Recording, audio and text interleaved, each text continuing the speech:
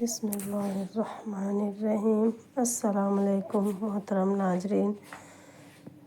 جب آپ صلی اللہ علیہ وسلم نے مکہ مکرمہ میں لوگوں کو اللہ کی طرف بلانا شروع کیا تو قریش کے سرداروں نے آپ صلی اللہ علیہ وسلم اور آپ کے اصحاب پر ظلم و ستم بڑھا دیا۔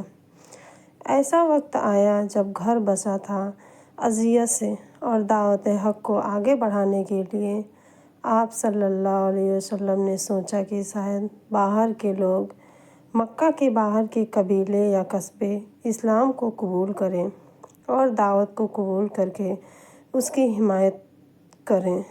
اسی سوچ اور نیت اصلاح کی خاطر آپ صلی اللہ علیہ وسلم نے طائف جانے کا فیصلہ فرمایا۔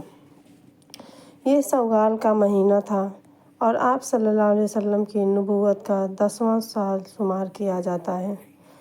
آپ صلی اللہ علیہ وسلم کے ساتھ وفادار خادم اور سوگند بندھے ہوئے ساتھی حضرت زید بن حارثہ تھے۔ وہ وہی ہیں جنہوں نے دنیا کی ہر تکلیف میں نبی صلی اللہ علیہ وسلم کا ساتھ دیا۔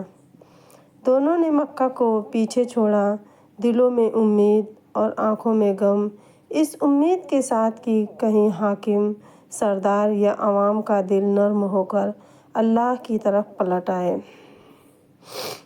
طائف پھر کے زمانے میں بنو ثقیف کے زیر نفوذ تھا، ایک مضبوط فخر والے قبائلی شہر۔ آپ صلی اللہ علیہ وسلم جب پہنچے تو ان کے سرداروں اشبا اور شیبہ کے علاوہ شہر کے چند مشاوروں کی خدمت میں حاضر ہوئے۔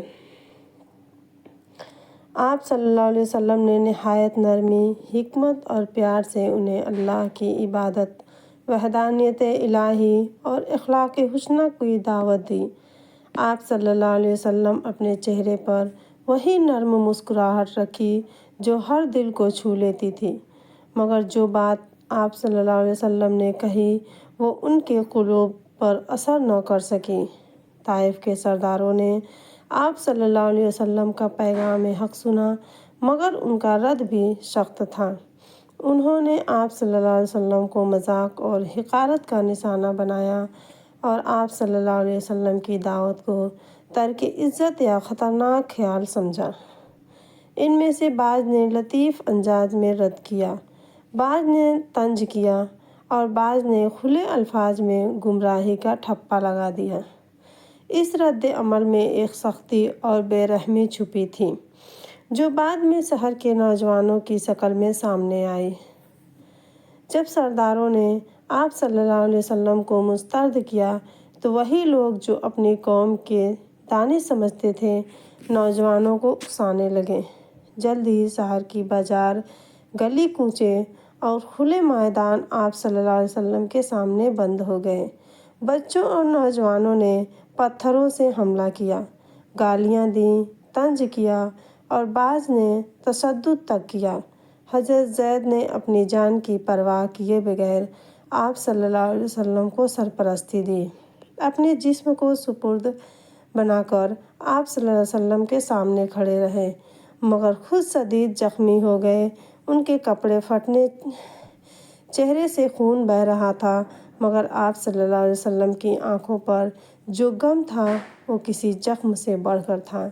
انسانیت کی بے قدری، سچائی کے ڈھکے دھلے دلوں کی طرف سے انکار۔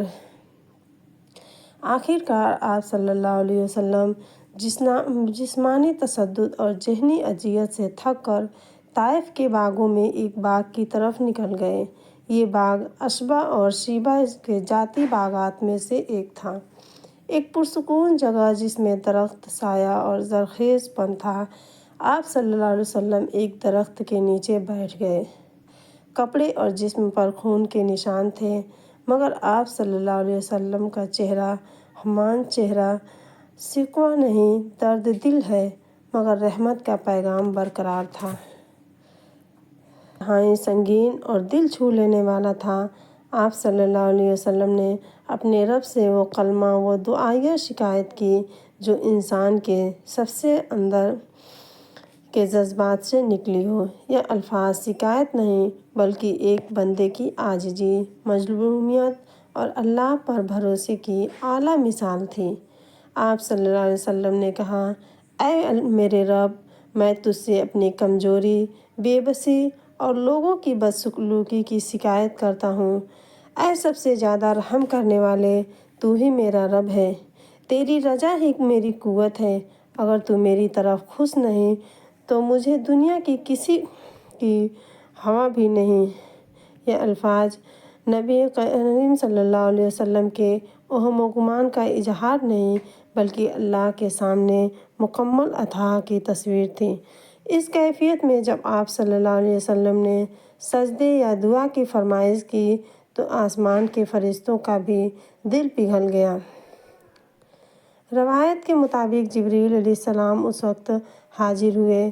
ان کے ساتھ ایک عظیم فرشتہ تھا جو پہاڑوں کا حامل تھا، اس قدر طاقتور کہ اس نے کہا، اے محمد صلی اللہ علیہ وسلم، میں طائف کے 2 پہاڑوں کو ملا دوں اور ان لوگوں کو ملیہ میٹ کر دوں۔ اس میں وہ قوت تھی جو زمین کو ہلا کر رکھ دیتی۔ علیہ وسلم نے بڑا عظیم اور بلند اخلاق دکھایا۔ آپ صلی اللہ علیہ وسلم نے ایسا حکم دیا جسے جان کر فرشتے بھی حیران رہ گئے۔ نہیں، مجھے یہ نہیں چاہیے۔ میں تو امید رکھتا ہوں کہ ان طائف والوں کی نسلوں میں ایسے لوگ بھی آئیں گے جو اللہ کو مانیں گے اور توحید کی طرف آئیں گے۔ یہ رد عمل نہایت شاندار ہے۔ دشمنی کا جواب عفو اور ہدایت کی امید سے دینا، یہ نبی صلی اللہ علیہ وسلم کی وہ شان ہے جس نے بدی کے بجائے رحمت کو ترجیح دی اور جزا و سزا کے بجائے ہدایت کی راہ کے لیے دروازہ کھلا رکھا۔ جب عشبہ اور شیبہ نے آپ صلی اللہ علیہ وسلم کو زخمی حالت میں دیکھا تو دل نرم پڑا۔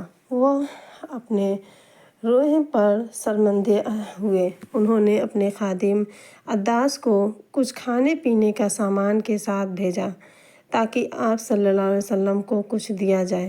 عداس نینوا سے آیا ایک انسان تھا۔ ممکن ہے وہ ایک مسیحی تھا یا ایک شخص جو کھیتی باڑی کا کام آتا تھا۔ اس چھوٹے سے واقعے نے پھر ایک بڑا اثر چھوڑا۔ عداس نے جب آپ صلی اللہ علیہ وسلم کے پاس کھڑے ہو کر آپ کے ساتھ گفتگو کی تو آپ صلی اللہ علیہ وسلم نے احسان، مہربانی اور محبت کا وہ لہجہ اختیار کیا جو الفاظ سے زیادہ اثر کرتا ہے۔